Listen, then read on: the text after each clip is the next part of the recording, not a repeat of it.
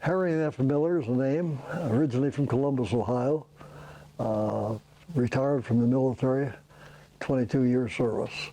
And I started out Columbus, Ohio, and my mother died when I was 3, my father died when I was 12 or 13, and I was raised pretty much by my sister, who was 8 years older than me. And got along great, had no problem. She and I were just like brother and sister, which we were. Actually, she was more like a mother to me, because I never knew my mother at all. So anyway, when my dad died, I had to start going to school half a day and working half a day.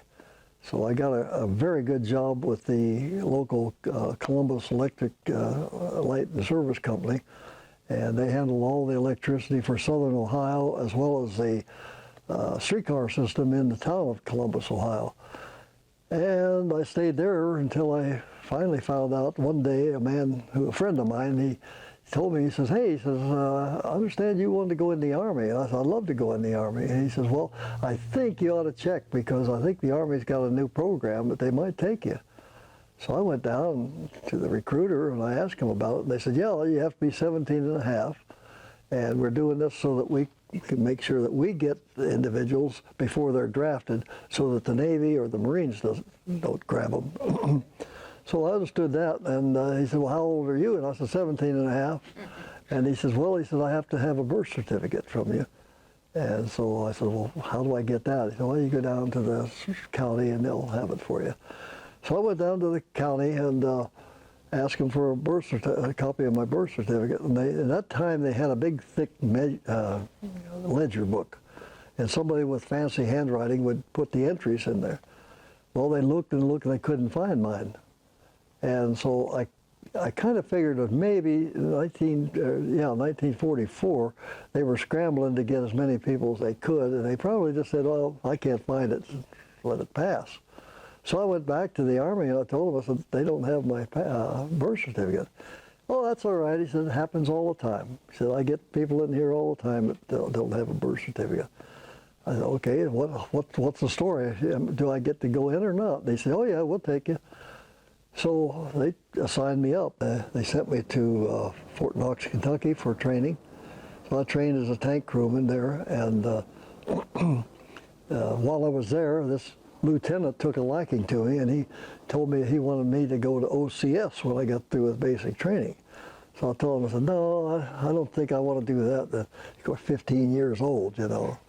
And so I said, I knew that if I went, and if I made it, which I probably wouldn't have, but if I had, I could just see myself 15 years old telling guys that are 30 and 40 years old, you know, you go do this, you go do that. No, I don't think I want to do that. I think I better get some enlisted time. Oh no, you got the wrong attitude. And I said, no, I just don't think I'd be a good officer yet until I know what's going on. So he finally left me alone, and I graduated from basic. And my first assignment was out at Fort Ord, California, 788th Tank Battalion, Amphibian Tank Battalion, and which later became renamed 788th Tractor Battalion. A tractor, I found out, was an LVT. Well, it was LVTs before, except in the Tank Battalion they had these LVTs, landing vehicle tracked, with a turret from a Stuart tank, M5 tank. One of them had a 37 millimeter gun on it, and the other one had a 75 pack howitzer. It was off of a M8 Stuart tank, which was an assault gun.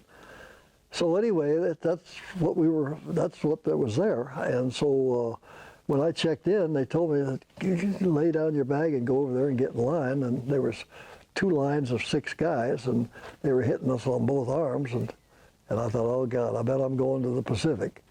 And I remember it was elephantitis and sleeping sickness, and I don't remember what the other ones were, but I already had a big shot record in basic training. Now I had another shot record. So anyway, when I got through the line, somebody yelled out my name, said, go see so-and-so. So I went to see this man, and he says, don't bother to unpack, you're leaving. Where am I going? He said, you'll find out. Same old Army stuff, you know. And so that night I sweated it out because I didn't want to go to the Pacific. I had no desire to go down there in those weeds and forest. So anyway, I just finally got to sleep and woke up early in the morning for reveille, and they told all of us to go over to the certain area there and get these LVTs and put them on railroad flatbed cars. So we did that. We put them all on these flatbeds and took them to Brooklyn Army Base, which is clear across country from California. And we took them right up to the next right side of the boat that was going to take them overseas. And we took off, and just us and those LVTs and the crew of the ship. And so we got over to Le Havre, France, and once again we took them off the ship and put them on flat cars on railroad, and took them up to the town of Antwerp, Belgium. So we had done our job, so they took us back to Le Havre, to the 3 cigarette camps. The cigarette camps, I guess you know, were replacement depots. They were just tent camps is all they were.